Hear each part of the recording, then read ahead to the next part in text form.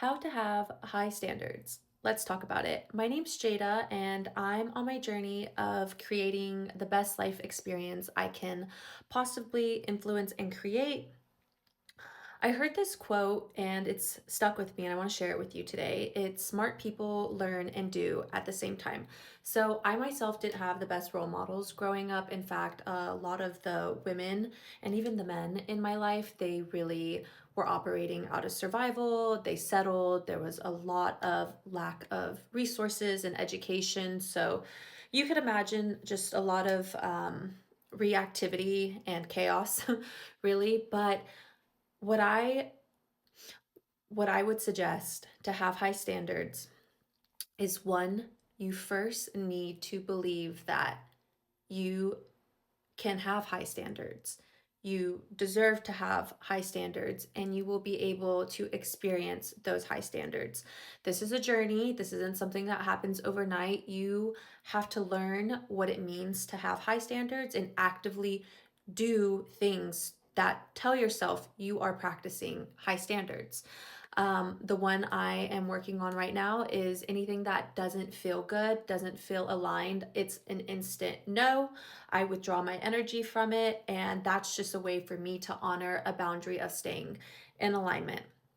The other thing is, if you don't have healthy role models, there's so many women on here who can are offering such wisdom and potent information. I suggest you spend a lot of time curating your timelines, and just your time really actively searching out what it means to have high standards. I know a lot of times, like for me, when I thought of high standards, it was really attracting a certain lifestyle. And why, yes, that's important to me. I want to experience a certain lifestyle.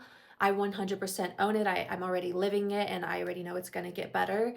It also involves some internal work. So there were some internal wiring beliefs and patterns that were subconsciously making me believe that I deserve less or that I should accept um, behaviors in people that didn't make me feel comfortable. And I think a lot of that came from being conditioned in my childhood to accept intolerable behavior and thinking that was okay and just something we accept. And the thing is, nobody here on this planet is perfect.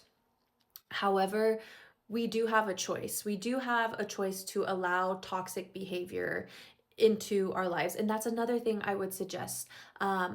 If you grew up in a household of toxic people, you probably have some toxic behaviors yourself. And it's nothing to be ashamed of. Again, like women need to, yes, have accountability, but also give themselves some grace that everybody's on their journey.